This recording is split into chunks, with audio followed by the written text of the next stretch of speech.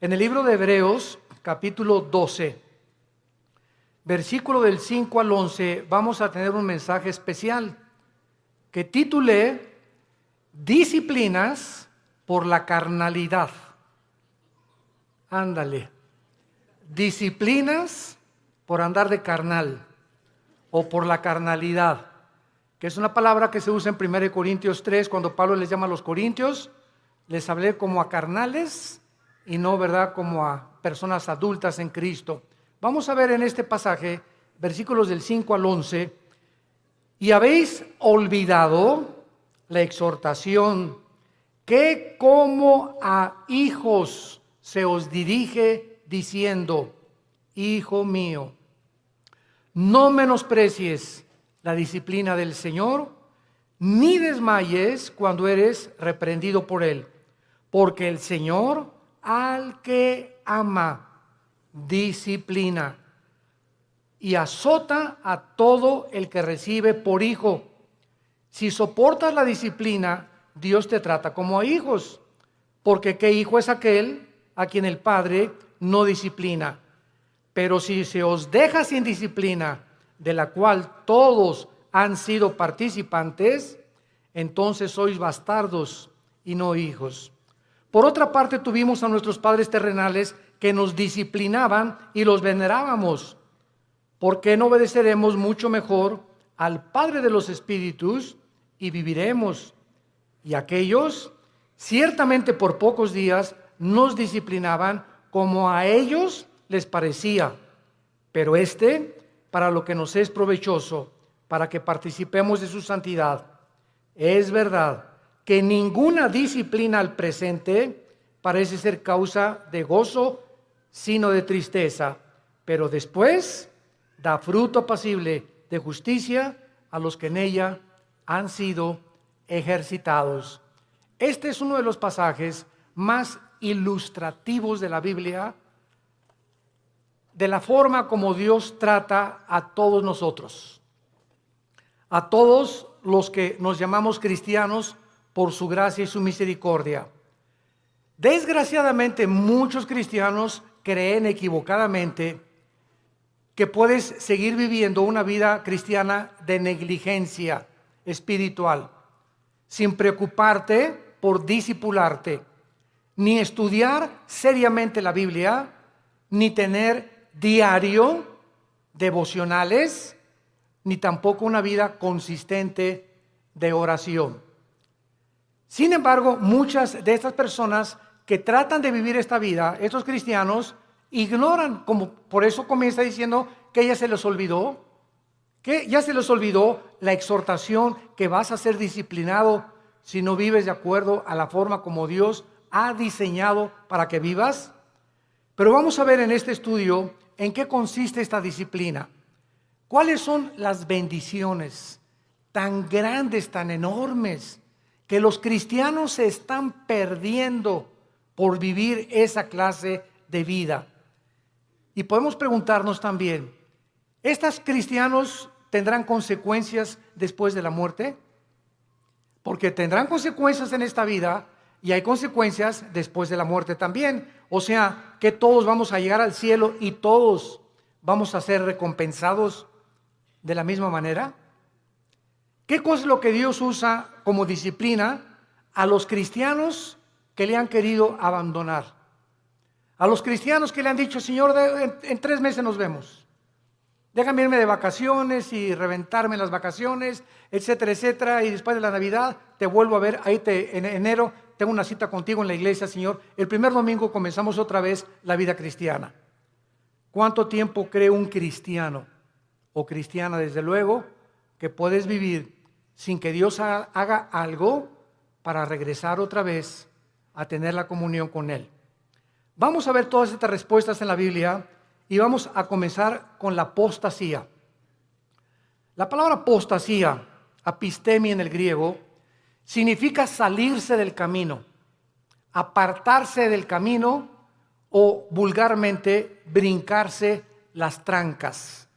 O sea, la Biblia diseña a la iglesia como un corral donde Cristo es el pastor, nosotros las ovejas, Y cuando una oveja se quiere saltar del corral, pues ¿qué pasa, verdad? Pues es que yo quiero encontrar otros pastos, engañada de que fuera del corral hay mejores pastos o mejor vida, lo cual es completamente mentira, porque fuera del corral están los lobos esperando comerse las ovejas.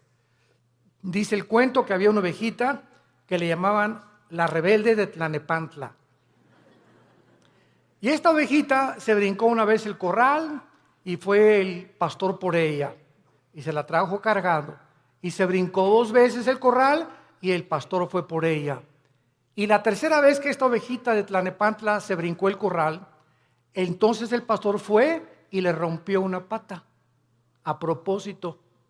Y le dijo: prefiero que aquí dentro del corral estés cojita y manquita a que te salgas y te vuelva a comer el lobo. Entonces muchas veces Dios tiene que recurrir, como lo vamos a ver, a disciplinas extremas, que son muy raras veces. Pero Dios prefiere 1000 veces, y Cristo lo dijo en Marcos con estas palabras: es mejor que entres al cielo cojo y ciego y manco, a que entres entero y te vayas al infierno. Veamos pues entonces que dentro de la apostasía hay 2 clases de apóstatas. Esto es muy importante. La Biblia nos advierte claramente que mientras más nos acerquemos al final de la segunda venida de Jesucristo, aumentará la tendencia a abandonar los principios cristianos.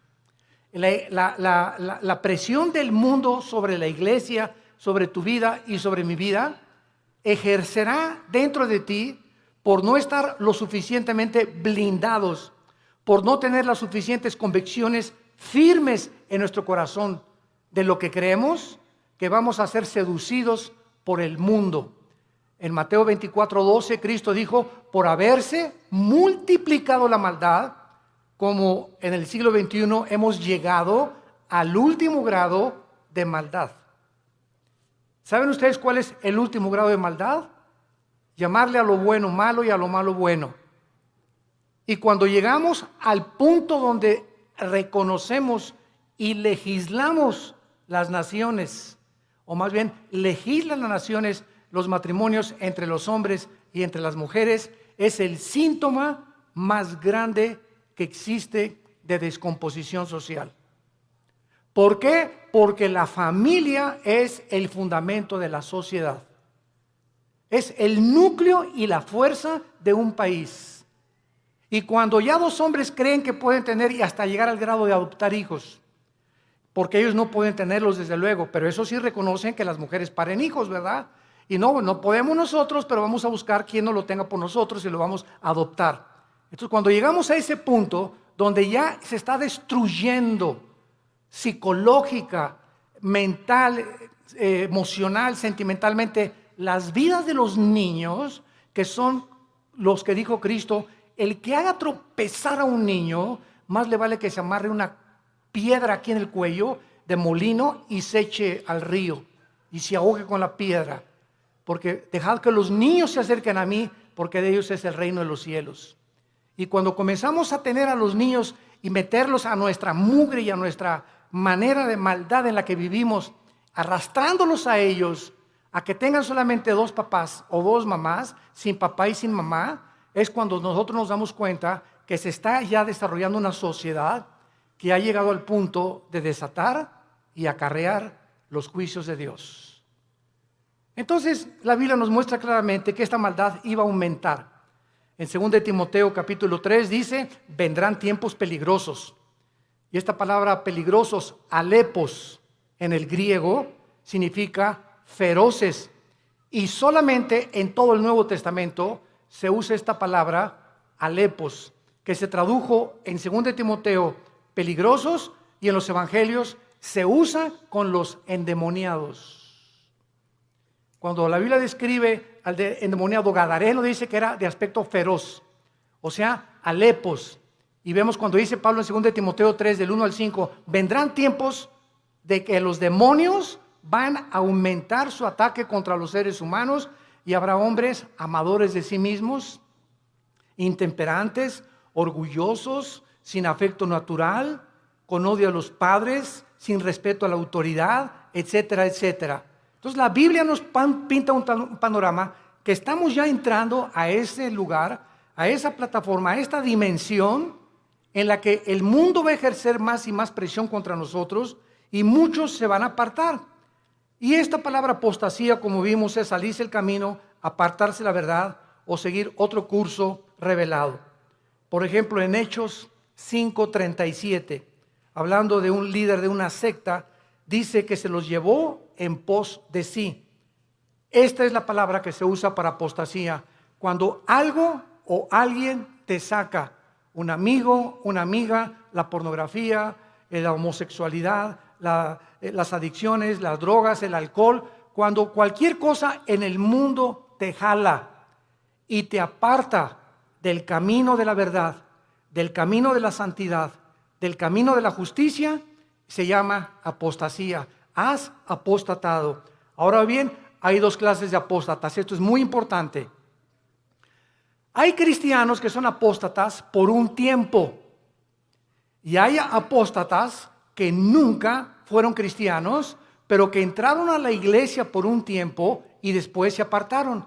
¿Cuál es la diferencia entre el cristiano que apostató y el que es apóstata para siempre? Como lo vamos a ver a continuación. La diferencia está en que si tú eres un cristiano y te has apartado del camino y eres hijo y eres hija de Dios, pau, pau, pau y pau, y te viene duro. Dios te hace regresar. De la oreja nos trae de regreso. Pero si eres una persona que jamás recibiste a Cristo, pero fuiste a los estudios bíblicos y fuiste a los desayunos y tal vez algún día que hiciste una decisión por Cristo, pero realmente tus convicciones no eran firmes ni profundas, te vas a apartar del Señor, pero la diferencia está en que tú nunca vas a regresar al camino. Entonces, el cristiano que se aparta, Dios lo regresa por las buenas y por las malas, y lo vamos a ver. A muchos Dios inclusive prefiere llevárselos a casa antes de que sigan lejos de Él.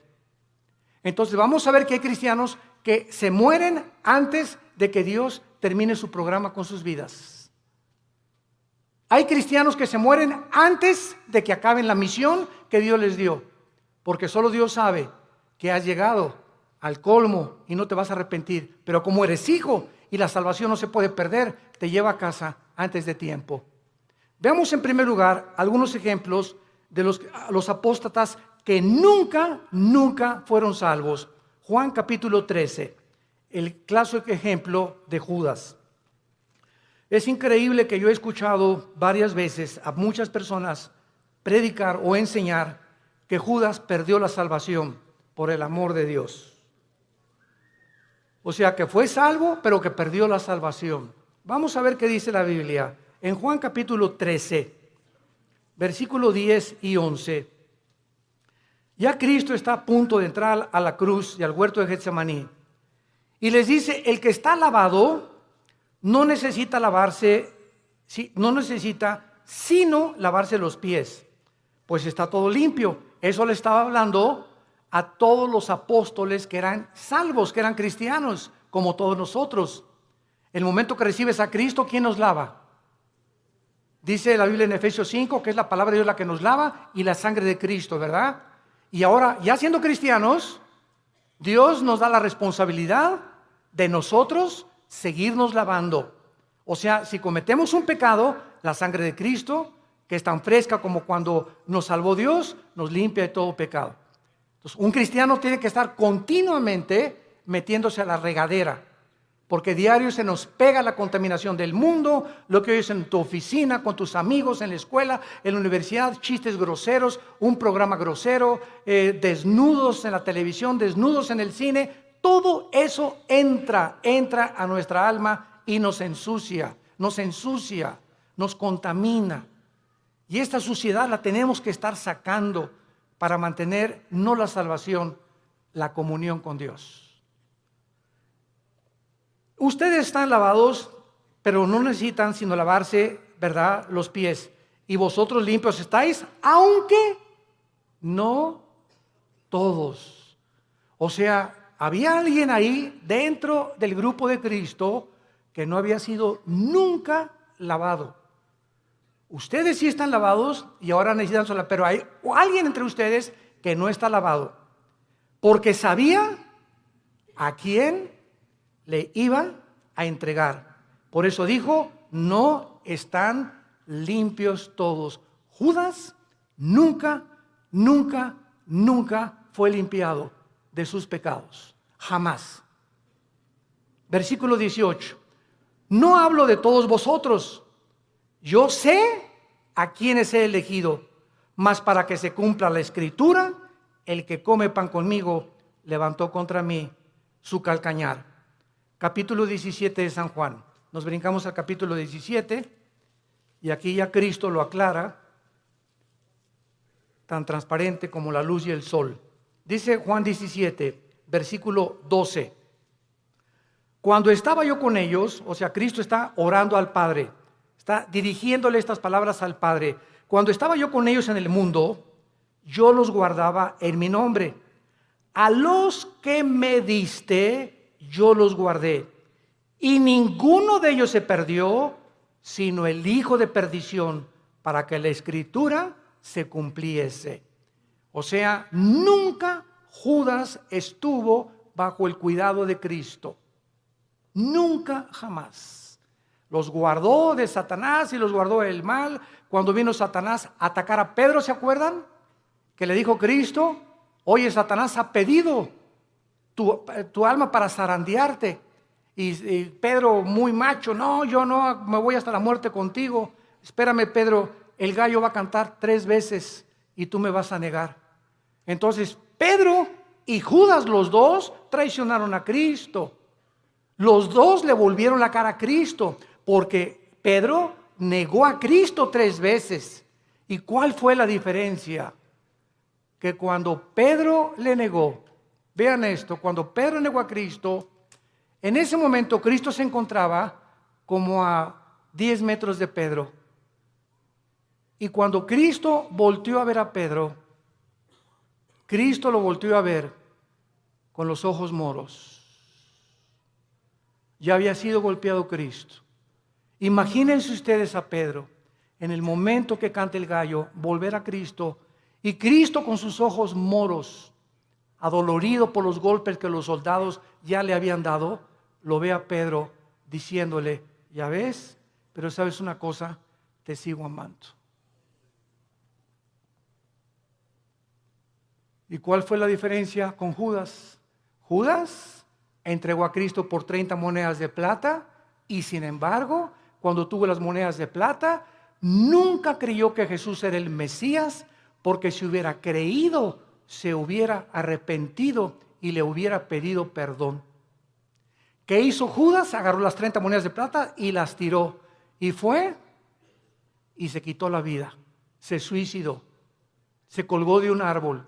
Dice en Hechos capítulo 1 que se rompió, ¿verdad?, la rama del árbol y cayó de las piedras y todas se estripó completamente. Murió ahorcado y con todo el vientre abierto, comido por los gusanos. Así acabó Judas. Judas nunca, jamás fue salvado. Y en el capítulo 18, dice en el versículo 8 de Juan también, respondió Jesús, os he dicho que yo soy, pues si me buscáis a mí, dejad a ir estos, para que se cumpliese aquello que había dicho, de los que me diste, no perdí ninguno, más que como dijo anteriormente, el hijo de perdición. Ahora, el apóstol Pedro, seguimos estudiando las personas que nunca fueran salvas. Segunda de Pedro,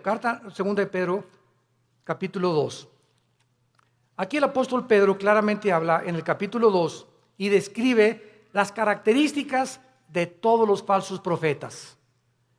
De todos esos que pueden predicar y pueden ser hasta pastores, pueden ser predicadores, ¿verdad? Inclusive que no tienen la salvación y que jamás fueron salvos. Y dice en Pedro, versículo 21 y 22, describiendo ya todas sus características de estos falsos maestros y profetas que menciona en el versículo 1 y versículo 2, dice el versículo 21, segunda de Pedro 2, 21 y 22, porque mejor les hubiera no haber conocido el camino de la justicia. O sea, hay personas que conocían que Jesús era el Cristo, que Jesús murió por sus pecados por ellos, y conocían que Cristo era la verdad y que la Biblia era la verdad. Mejor les hubiera sido no haberlo conocido, que después de haberlo conocido, volverse atrás del santo mandamiento que les fue dado. Escuchen, pero les ha acontecido lo del verdadero proverbio: el perro vuelve a su vómito y la puerca lavada a revolcarse en el lodo o en el cieno. Aquí Pedro, de una forma ya inequívoca, describe que todas estas personas nunca fueron salvas. ¿Cómo lo dice Pedro? ¿Qué hace un perro cuando vomita? Se vuelve a comer lo que salió, ¿verdad?, de su estómago. ¿Por qué lo hace? ¿Por qué lo hace? Pues porque es perro. Si no fuera gato, los gatos no lo hacen, los leones no lo hacen. Ahora, ¿por qué un puerco? Agarras al puerquito y lo lavas y le pones Chanel y le pones un moño y todo, y lo sacas del lodo y lo envuelves y lo que tú quieras, y huele a Chanel número 5. Y a los 5 minutos el puerco se revuelca en el lodo otra vez. ¿Por qué no duró nada bañado y champuceado y perfumado? Porque es puerco. Ahora, para que el perro ya no regrese a su vómito, ¿qué se necesita? Cambiar su naturaleza, dejar de ser perro. Para que el puerco no regrese al lodo, necesita ser otro tipo de naturaleza, tener la naturaleza de otro animal, porque los puercos, esa es su naturaleza, el lodo, y los perros el vómito. Aquí está hablando Pedro, que estas personas, su naturaleza nunca fue cambiada, porque si hubiera sido cambiada, no regresarían a ser lo que hicieron antes de conocer a Cristo. ¿Me van siguiendo? Esta es la grande diferencia de las personas que nunca fueron salvas. En 1 Juan 2:19, el apóstol Juan dice, 1 Juan 2:19, salieron de nosotros. Oye, don Pancho, pero si tú ibas a la iglesia ahí en el Cine Apolo hace 15, 20 años, o te vimos aquí en la iglesia, te fuiste a los estudios conmigo. Oye, tú estuviste en el LITI, tomaste todo el curso del LITI, compadre.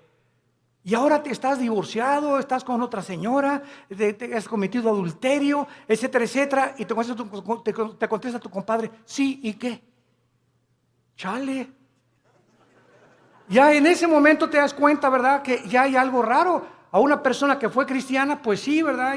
Y me duele, ¿verdad? Y lo que tú quieras, pero estas personas salieron de nosotros, pero no eran de nosotros.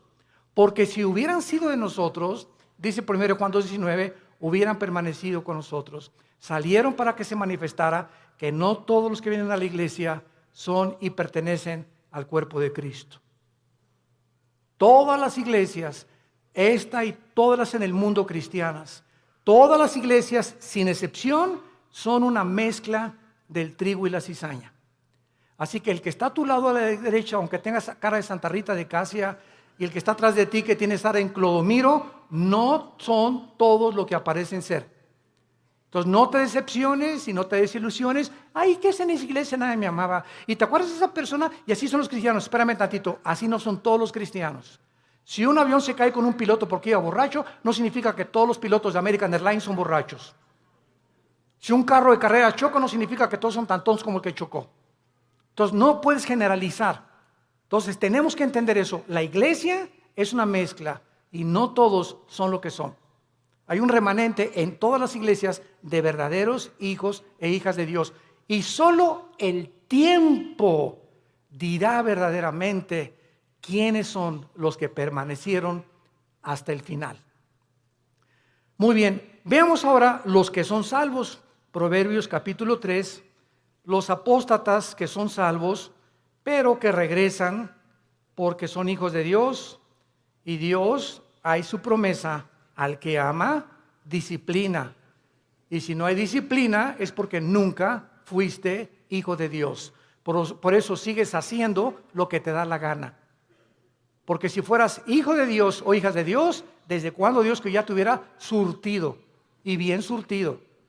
Pero sigues igual de hace 1 o 2 años precisamente porque nunca has pertenecido a la familia de Dios. Dice en Proverbios 3, versículo 11 y 12, no menosprecies, hijo mío, le está hablando a sus hijos, el castigo de Jehová, ni te fatigues de su corrección, porque Jehová al que ama castiga, como al padre a quien quiere. Vamos a ver que en el Antiguo Testamento los castigos eran diferentes de los castigos del Nuevo Testamento. Y Dios trataba de una forma a los cristianos, porque no eran cristianos, ¿verdad? Cristiano significa lleno del Espíritu. A las personas que formaban parte del pacto abrámico y a los que no formaban parte del pacto abrámico davídico palestino. Entonces era muy diferente, lo vamos a ver más adelante. Veamos ahora en Lucas 15, ¿se acuerdan del hijo pródigo? Bueno, dice la Biblia, un padre tenía 2 hijos, todo el mundo conoce esta historia del 11 en adelante. Y de repente uno de los hijos le dice, oye viejo, dame toda la herencia, échame mis centavitos que me pertenecen. En el antiguo Oriente, un muchacho que hacía eso quedaba desheredado. Porque era el peor pecado que pudiera hacer, dame el dinero. No era hasta que el padre se moría que podía dar la herencia. Pero este muchacho ya quería quemarse la herencia. Y le dice al padre, dame mi herencia. Y el padre respeta su libre albedrío, respeta su decisión. Aquí está, hijo, tu herencia. Y el hijo se fue, como todos sabemos en la historia, y desperdició sus bienes y a las discos, en chavas, en por acá, en bailongos, etcétera, etcétera, y que el cha-cha-cha, y que el twist, y que por acá. Y entonces se acabó el dinero y comenzó a buscar trabajo y no encontró trabajo. Había ya deteriorado su salud y encontró trabajo alimentando puercos. Alimentando puercos. Y entonces fíjense ustedes, estando el hijo pródigo en la condición en la que se encontraba, alimentando puercos, de repente algo pasó en su vida. ¡Pum! Algo lo hizo despertar y ver la realidad de lo que él había hecho. Y no en todos, a muchos Dios los deja. Pero como era hijo, tuvo que despertar la realidad. Y entonces dijo, ¿cuántos hombres en la casa de mi padre que no son sus hijos? Yo era su hijo. Los obreros de mi padre tienen cama, tienen comida, buena comida. Y yo que soy hijo estoy alimentando puercos. Esto haré. Ahí está la conciencia que no todos tienen. ¿Por qué la tuvo él? Porque era hijo. Esto haré. Regresaré e iré con mi padre y le pediré perdón. Y le diré, Padre, no vengo a nada. Vengo a que me hagas hasta atrás y no quiero ni siquiera que tener los privilegios que tienen tus hijos. Hazme como un obrero como todos los demás. Y el padre no estaba con un bate de béisbol esperándolo, ni con un garrote. El padre se retrata en la Biblia, en este pasaje, que siempre todos los días, con sus brazos abiertos, mirando al horizonte, siempre esperando y sabiendo que como era su hijo, tenía que regresar algún día. Y Dios sabe que nosotros, cuando nos alejamos de Él, siempre nos está esperando a que regresemos, que le pidamos perdón, porque nos ama, está enamorado de nosotros. Dios está enamorado de nosotros. No te imaginas cuánto te ama Dios, que dio a su hijo. A su hijo lo dio por ti y por mí, para que tú y yo jamás nos alejemos ya de Él. Y cuando nos alejamos, Él prefiere 1000 veces dejarte cojo, manco, hacer algo para que regreses, porque eres su hijo. Y nunca, nunca, nunca nadie nos podrá separar de Él. Nadie, porque somos sus hijos. Y el padre gritó, traigan el mejor becerro y vamos a hacer una fiesta, y traigan un anillo y pónganselo en el dedo, y traigan las mejores ropas, que significa la justicia de Cristo. Y entonces, ¿por qué el hijo regresó? Porque nunca perdió su calidad de hijo, nunca. Y este es un ejemplo clásico de una persona que es hijo, se aleja de Dios, pero regresa a Dios, porque somos hijos, tenemos que regresar. Tarde o temprano nos convence Dios para regresar con Él. Y si no nos regresamos, y si lo que nos hace Dios para regresarnos no nos sirve, nos prefiere llevar a casa, antes de que el camino sea blasfemado por tu culpa o por mi culpa. Veamos otro ejemplo en 1 Corintios 5, vamos al Nuevo Testamento. 1 Corintios 5. Aquí está un caso tremendo de un muchacho que pues no era como nosotros, ¿verdad? Nosotros tenemos la Biblia completa. La iglesia de Corinto era la iglesia más carnal de todas las iglesias del Nuevo Testamento, pero eso sí, tenían todos los dones, pero eran carnales. Dice 1 Corintios 5, de cierto se oye, dice Pablo escribiéndoles, que hay entre ustedes fornicación. O sea, me han llegado noticias de que en la iglesia hay inmoralidad. Y tal inmoralidad o tal fornicación, cual ni aún se nombra entre los gentiles, o sea, ni en las personas del mundo, tanto que alguno tiene la mujer de su padre. O sea, había un miembro en la iglesia de Corinto que estaba teniendo relaciones con su madrastra, con la mujer de su papá. Y dice Pablo, y ustedes, les habla a los líderes, están envanecidos.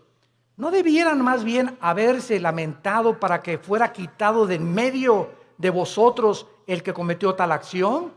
O sea, Pablo dice, oigan, ¿por qué no han reaccionado? Ustedes están conscientes que este muchacho está teniendo relaciones con su madrastra y lo dejan seguir asistiendo a la iglesia. ¿Y qué lo debemos de correr? Pues traerlo para enfrente, ¿verdad? Y enfrentarlo con su situación. Ahora tenemos la Biblia y nos damos cuenta que los líderes, cuando sabemos que alguien vive en pecado, la iglesia es un hospital y te vamos a ayudar. Pero cuando sabemos que alguien insiste y sabemos que alguien, por ejemplo, si una señora me dice, mi esposo tiene ya 6 meses que es adúltero, hermano, pastor, y ya hablamos nosotros con el esposo de los pastores, y ya le dijimos, mira, estás viviendo en pecado, y sabemos que sigue en adulterio, la disciplina de Dios es decirle a esa persona, tú no puedes entrar a la iglesia, porque puedes entrar porque es un hospital si colaboras con el doctor para que te cure. Pero ¿de qué te sirve ir al hospital? A que te pongan benditas y que te pongan curitas y saliendo del hospital te las arrancas y te las quitas. Y regresas con el doctor, oiga, ya le he puesto 3 curitas, pues es que no me gustan, entonces ¿para qué vienes conmigo? Si no quieres que te cure, ¿para qué vienes al hospital? Y así es la iglesia, un hospital de almas enfermas que necesitan sanidad de Dios. Y dice más adelante el versículo 3, ciertamente dice Pablo, yo, como ausente en cuerpo, pero presente en espíritu, ya como presente he juzgado al que tal cosa ha hecho, en el nombre de nuestro Señor Jesucristo, reunidos vosotros y mi espíritu con el poder de nuestro Señor Jesucristo, el tal sea entregado a Satanás para destrucción de la carne. Vean ustedes con mucha atención lo que sigue, a fin de que el espíritu sea salvo en el día de Cristo o en el día del Señor. ¿Qué estaba diciendo Pablo? Que cuando una persona es disciplinada por los pastores en la iglesia y es sacada de la iglesia al mundo, lo sacas del corral, afuera del corral están los lobos. Y Dios le da el permiso a Satanás de atacar a esa persona y quitarle la vida. Y quitarle la vida. Pero el espíritu es salvo porque era hijo de Dios. A fin de que el espíritu sea salvo. Aquí está un muchacho que iba a morir en pecado, pero como la salvación no se pierde, se va al cielo antes de tiempo. ¿Por qué? Porque la salvación que nos ha dado es por gracia.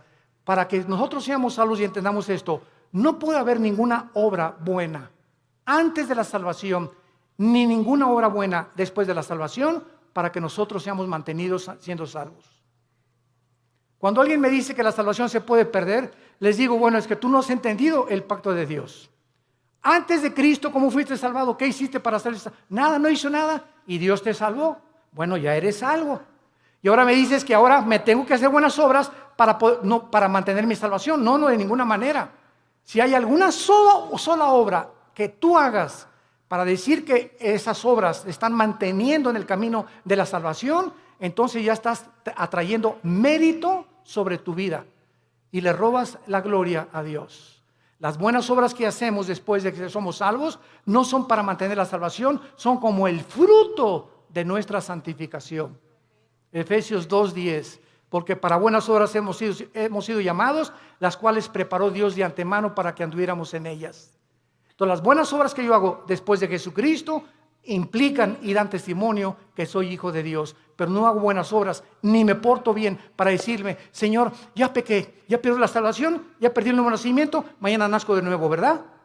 O ya pequé, el Espíritu Santo ya me selló, pero ya se fue porque ya perdí la salvación, pero el año que entra que regrese a ti, me vuelves a sellar, ¿verdad? Imagínense ustedes este estado tan absurdo espiritual de una persona. Entonces, si pierdes la salvación, ya no vuelves a ser renacido de nuevo, ya regresaste a la eternidad, otra vez al estado en que te encuentras. ¿Puede un bebé que nazca regresar al vientre de su madre otra vez? Imagínate, no me gusta aquí afuera, mejor me regreso adentro. Y el bebé lo meten dentro de la panza de la mamá, ¿verdad? De la matriz de la mamá. Es absurdo, es exactamente la salvación. Veamos otro ejemplo en Santiago capítulo 5, de personas que son cristianas, pero pecaron, pero están en peligro muy grave de ser disciplinados por Dios. Santiago 5, versículo 19 y 20. Hermanos, ¿a quién le está hablando? A hermanos, a cristianos. Si alguno entre vosotros, o sea, entre los hermanos, se ha extraviado, o sea, se ha salido del camino, o ha apostatado de la verdad, y alguno le hace volver, sepa que el que haga volver al pecador del error de su camino, salvará ¿de qué? De muerte un alma y cubrirá multitud de pecados. Esto es lo que vamos a ver en 1 Juan 5, lo vamos a ver, esto es lo que se llama el pecado de muerte de un cristiano. Si tú ves que tu hermana o tu hermano anda por ahí afuera y nadie sabe más que es cristiano, pero tú vas, oye Jorge, ya no sigas así, hombre, ya no te la sigas tronando, ya no sigas acostándote con tu novia, Dios te va a disciplinar. Y si tú convences a esa persona de que regrese al pecado, lo estás salvando, porque si ese que tú vas a exhortar sigue ese camino, Dios no tarda en llevárselo a casa antes de tiempo, o que le venga algo serio en su vida para que lo haga recapacitar y regresar a Dios, o llevárselo a casa antes de tiempo. Si tú ves a alguno entre los hermanos que tiene una vida licenciosa y que se dice cristiano, y tú logras convencerlo y orar con él, o comenzar a orar por él y traerlo al camino otra vez, lo estás salvando de que Dios se lo lleve antes de tiempo a su casa. Ahora veamos otro ejemplo también de estas personas en 1 Juan capítulo 5. Antes del Apocalipsis está 1 Juan y dice así.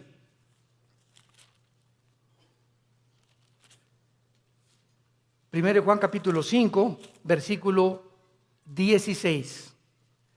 Si alguno viere ¿a quién? A su hermano, otra vez a un cristiano.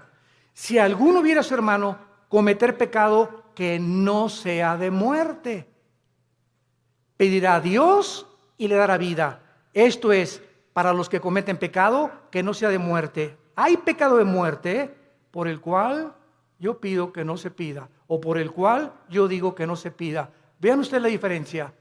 Hay cristianos que solo Dios sabe que aunque tú vayas y los exhortes, no van a regresar a Dios, pero son cristianos. Están tan endurecidos y tan aferrados al adulterio o a esto, o a la fornicación o a aquello, que solo Dios sabe que, porque solamente Dios conoce el corazón, que no van a regresar. Y entonces hay muchas personas que Dios sabe que no van a regresar y ya no les pone a los demás hermanos orar por él. Así que mientras tú tengas ganas de orar por alguien, significa que ese pecado no es de muerte todavía. Pero cuando ya no sientes orar por nadie o por esas personas que andan en pecado y tú ya tienes un mes o 2 meses que no oras por ellos, es porque el Espíritu Santo ya no te los ha puesto, porque ya no tarda Dios en llevárselos a casa. Esas son las personas que son salvas, pero que han cometido el pecado de muerte.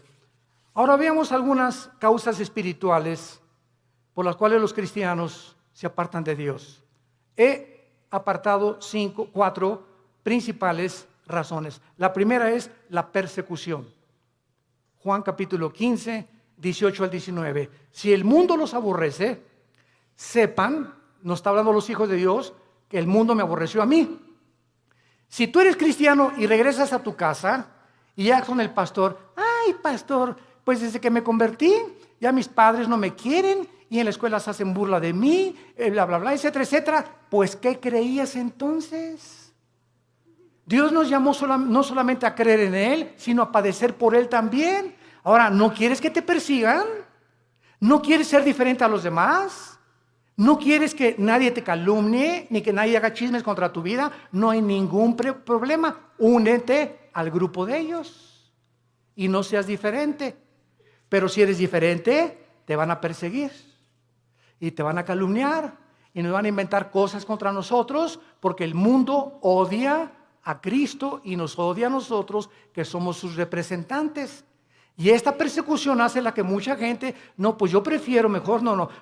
Y contestas, ¿es cierto que tú eres cristiano y que andas con los aleluyos? No, mira, bueno, soy cristiano, pero no soy exagerado, no estoy así en un extremo. Estoy conociendo a Cristo, y comienzas a poner pretextos y a avergonzarte y decirles, sí, ¿y qué?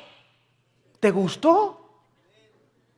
¿No les gustó? Qué bueno, me da mucho gusto, me da tristeza como ustedes viven. He encontrado a mi Salvador.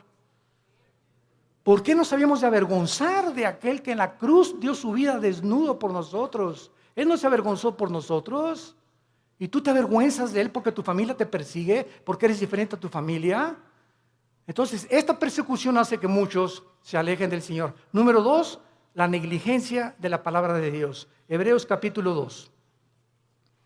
Ya la Biblia no la lees desde hace 2, 3 semanas. Ya la lees allá nomás el domingo. Ya no tienes un devocional diario con el Señor. Y dice Hebreos 2, por tanto, es necesario que con más diligencia atendamos las cosas que hemos oído. No sea que nos deslicemos. Porque si la palabra dicha por medio de los ángeles fue firme, y toda transgresión y desobediencia recibió justa retribución, ¿cómo escaparemos nosotros si descuidamos una salvación tan grande, la cual, habiendo sido anunciada primeramente por el Señor, nos fue confirmada por los que lo oyeron? Esta frase, ¿cómo escaparemos nosotros si descuidamos la salvación? Muchos la han atribuido a que si se pierde la salvación. Nos está hablando Dios, ¿cómo escaparemos de su disciplina?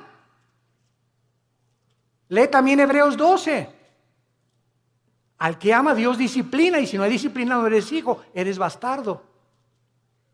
Entonces, ¿cómo escaparemos? ¿Cómo crees que te vas a escapar de Dios habiendo sido cristiano ya? Si tú descuidas tu vida devocional con Dios. Número 3, la amargura.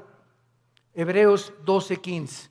La amargura es otra causa de alejarse de Dios. Mirad bien, Hebreos 12:15, que ninguno de ustedes deje de alcanzar la gracia de Dios. Qué tremendo. Dejar de alcanzar la gracia de Dios. ¿Cómo?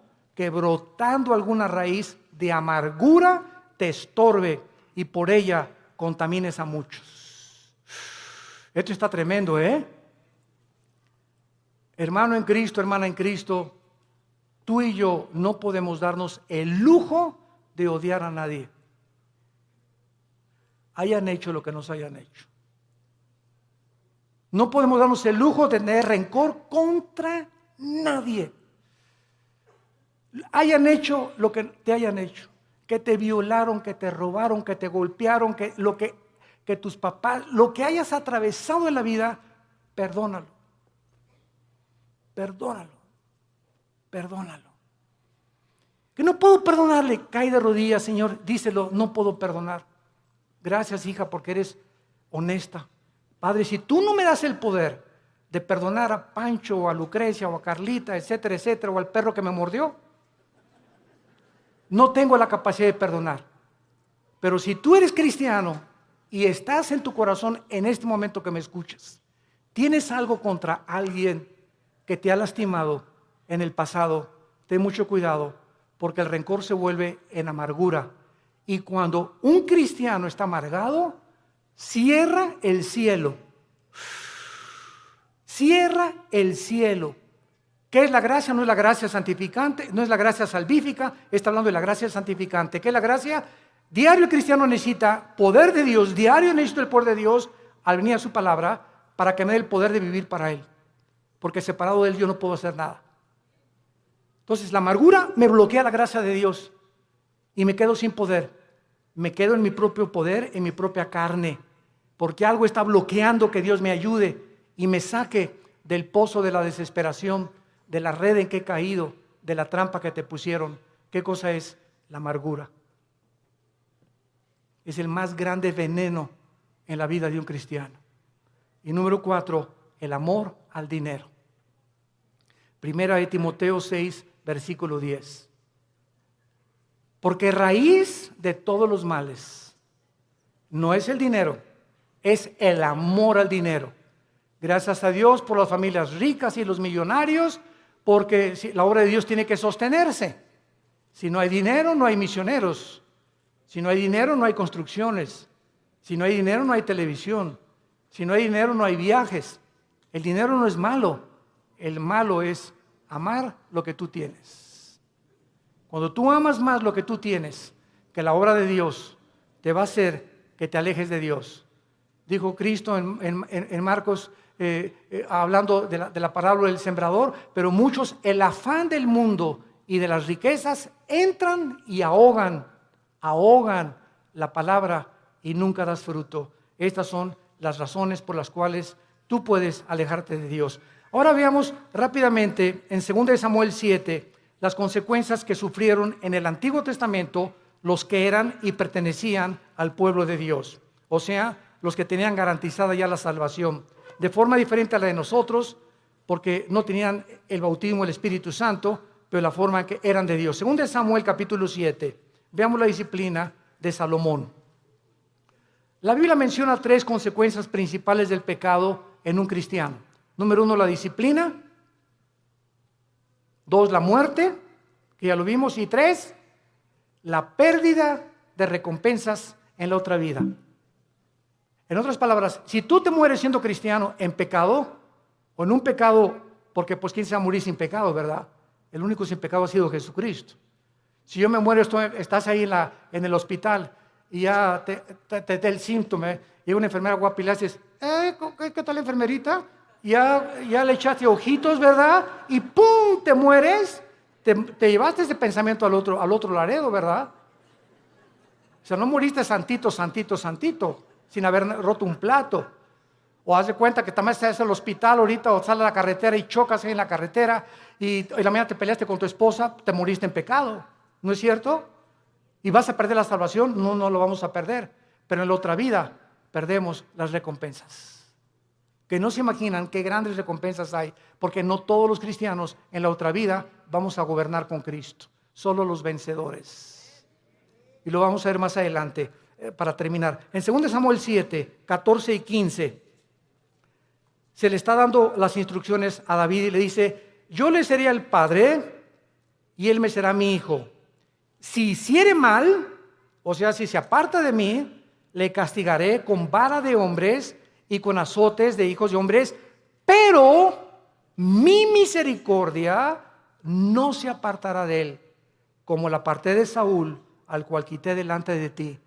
¿Cuál fue la diferencia entre la descendencia de David y el rey Saúl? ¿Cuál fue la diferencia entre Pedro y entre Judas? En que aunque nosotros nos portemos mal, y aunque nosotros intentemos alejarnos de Dios, si somos hijos e hijas de Dios, su misericordia es más alta que los cielos.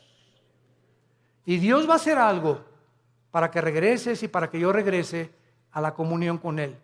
Y va a ser disciplina. La palabra disciplina es interesante porque viene de la palabra paidego, viene de la palabra pedagogo, que significa el que forma el carácter o el maestro. Entonces, ¿se acuerdan de nuestro pasaje en Hebreos 12? Dios al que ama disciplina, al que ama le forma el carácter a través de pao. Y castiga también con azotes. O sea, Dios usa la Biblia para formar nuestro carácter, y si somos tercos, pau, pau, pau. Azota al que recibe por hijo. Y la palabra azotar en el griego es castigo físico. Algo va a tener que usar Dios, como lo que dice en uno de los salmos. No sean como los caballos, como los mulos, que el caballo tiene que meterle aquí un freno. El freno es un fierro con un puente. Y cuando se le mete al caballo el freno y le jalan las riendas, el puente se le encaja en el paladar al caballo. Y el caballo, cuando asocia el dolor, se para y le obedece al jinete. Si no se le aplica dolor al caballo, el caballo se desboca y sigue corriendo. ¿Y qué nos dice Dios? Necesito aplicarte dolor para que regreses a mí. ¿Quieres que te trate como a los caballos? ¿Como a los animales? Tú dime. Pero ¿sabes una cosa? Nunca quitaré mis ojos de ti. Te haré entender, por las buenas o por las malas, el camino en que debes andar. Sobre ti pondré mis ojos. Salmo 32. Y vemos finalmente en la vida de David, en 2 de Samuel, capítulo 12. ¿Qué fue lo que pasó con Samuel? Cuando Samuel, ¿se acuerdan ustedes lo que hizo David? ¿Qué hizo David? ¿Perdón? Pecó, mató a un soldado para quedarse con su esposa, el angelito. O sea, David era culpable de crimen y David era culpable de adulterio. Y se le llama, Dios mío santo, Jesús, María y José, el burrito que los acompaña. Se le llama el varón conforme al corazón de Dios. ¿Cuántas veces en mi mente dieron tantas vueltas? El varón conforme a tu corazón, pa' su mecha, dije yo. Dios mío santo, pues entonces yo soy el santo de los santos. Y entonces, cuando creces en Cristo, comienzas a entender lo siguiente, ¿verdad? Él fue culpable de crimen y de adulterio. Pero viene Cristo en Mateo 5 y dice lo siguiente: cualquiera de ustedes que ve a una mujer, no necesitas acostarte con ella. Si tú deseas en tus ojos y en tu corazón a una mujer acostarte con ella, aunque no lo hagas físicamente, tú eres ante los ojos de Dios adúltero. Ahora, nadie aquí puede decir que nunca ha visto a una mujer para desear estar con ella. No me digas porque ni San Jacobo lo pudo hacer. No seas mustio. Todos en alguna época de nuestra vida le hemos fallado a Dios. Y el que no le ha fallado a Dios, que levante la mano. Porque te llamaría el querubín de Tlanepantla. Entonces, no juzgues a David. Porque si nosotros hemos sido adúlteros alguna vez en nuestra vida y Dios nos perdonó, no creas que por no acostarte con ella eres exento del adulterio. ¿Y cuántos de nosotros Él lo acusó por un crimen? Dijo Cristo: cualquiera que odie a alguien es culpable de crimen. Porque no es el acto, sino el intento del corazón lo que Dios juzga. Entonces, cuando yo entendí eso, me di cuenta, pues yo soy más pecador que David. Porque muchas veces odié a tantas personas y cuántas veces decía a tantas mujeres y tú me has perdonado, Señor. ¿Qué diferencia hay entre mí y David? No hay ninguna diferencia. Has tenido misericordia con todos. Y ahora todos nosotros somos varones y mujeres conforme al corazón de Dios, porque somos sus hijos. Y nos amó hasta la muerte en una cruz. Y dice en 2 Samuel capítulo 13, versículo 13 y 14. Para terminar, dice la Biblia: porque ¿a dónde iría yo con mi deshonra? Y aún tú serías estimado como uno de los perversos en Israel. Te ruego que hables al rey, que él me lo negará. Mas él no quiso ir, sino que pidiendo más que ella, lo forzó y se acostó con ella. Luego la aborreció a Amón con un gran aborrecimiento. Vemos nosotros aquí, cuando dice remover la misericordia, se refiere al pasaje donde el rey Saúl fue advertido que si obedecía a Cristo, él permanecería firme en su reino. Pero en cuanto le desobedeciera, perdería la misericordia de Dios, porque nunca fue hijo de Dios. Santos de Dios, tenemos nosotros ahora delante de nuestras vidas un panorama tremendo. Vale la pena permanecer en Cristo. ¿Vale la pena ya tomar en serio a Dios? y decir voy a tener devocionales con Él diario porque separado de ti no la voy a hacer, Señor. Limpiar mi vida, amar a mi esposa, amar a mi esposo, darles un buen ejemplo a nuestros hijos, vivir una vida sexual, limpia, pura y santa delante de Dios, que tiene grandísimas recompensas para tu matrimonio futuro, para tus hijos y para la eternidad. Y acabamos con Apocalipsis capítulo 20, donde comprobamos las recompensas finales de que no todos los cristianos, aunque dicen, aunque de panzazo me vaya al cielo, con 6 de calificación, con eso me conformo. No te conformes con el 6. Dice Apocalipsis 24, y vi tronos, y se sentaron los que recibieron facultad de juzgar. Y vi las almas de los decapitados por causa del testimonio de Jesucristo y por la palabra de Dios, los que no habían adorado a la bestia ni a su imagen, y que no recibieron la marca en sus frentes ni en sus manos, y vivieron y reinaron con Cristo 1000 años. Vi tronos y se sentaron solamente algunos, o sea, los que recibieron el derecho, la facultad, el honor de sentarse en un trono. Sentarte en un trono en la Biblia es gobernar. Y Cristo dijo en Apocalipsis 2, el que venciera al final se sentará como yo me senté con el Padre en el trono, tú te sentarás conmigo a gobernar también. O sea que en la otra vida va a haber reyes y príncipes y soldados rasos, cristianos que nunca quisieron pasar al siguiente nivel de santidad ni de crecimiento en la gracia de Dios. ¿Qué escoges tú en esta tarde para vivir en tu vida cristiana? Dios al que ama disciplina y azota al que recibe por hijo. No juegues con Dios. No juegues con Dios, porque Dios es un Dios santo, santo, santo. Gracias por tu palabra, Señor, en esta tarde, por el amor tan eterno e infinito que has derramado en nuestras vidas por ti, al mostrarnos que la vida de tu Hijo fue el precio que pagaste para que nunca dudáramos de cuánto nos amas, porque eres un Dios bueno. Cuán grande es la bondad de Dios que Él ha guardado para los que le aman y guardan sus mandamientos. Confié en el Señor y Él me ayudó y me libró de mis angustias y me puso sobre la roca y de la vergüenza de mis enemigos y de la vergüenza y el oprobio de mis perseguidores. Diré yo a Jehová, esperanza mía, castillo mío, mi Dios, en quien confiaré. Castillo mío, mi roca. Torre fuerte es el nombre de Jehová. A él correrá el justo y seremos levantados. Dios en esta tarde te está hablando, tú que has alejado tu camino de Él.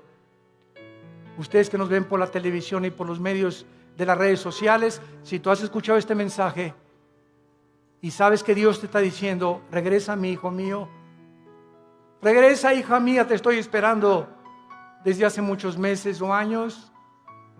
Y si estás oyendo mi voz es porque eres mi hijo y porque eres mi hija. Y tus lágrimas que yo veo me dan evidencia de tu arrepentimiento. Ven a mí, te estoy esperando, no para castigarte ya, sino para vestirte con mi justicia, para que celebremos juntos la fiesta otra vez, para devolverte el gozo de la salvación y para que sigas caminando en mi mano y jamás te apartes de mí, porque ciertamente el bien y la misericordia te seguirán todos los días de tu vida y algún día estarás conmigo en casa dándome las gracias de todo lo que hice por ti y del amor eterno con que te he amado. Ven a mí, arrepiéntete de tus pecados y entrégale tu vida a Jesucristo y dile, Señor, perdóname haberme alejado de ti. Regreso a ti con todo mi corazón y con todas las fuerzas de mi alma. Gracias por haberme hablado esta mañana y haberme dicho que no puedo vivir así ya, que el pecado, la paga del pecado es la muerte y que el que esconde sus pecados no prosperará. mas el que los confiese y se aparta alcanzará misericordia. Gracias porque en esta mañana he alcanzado tu misericordia. En el nombre de Jesús. Amén.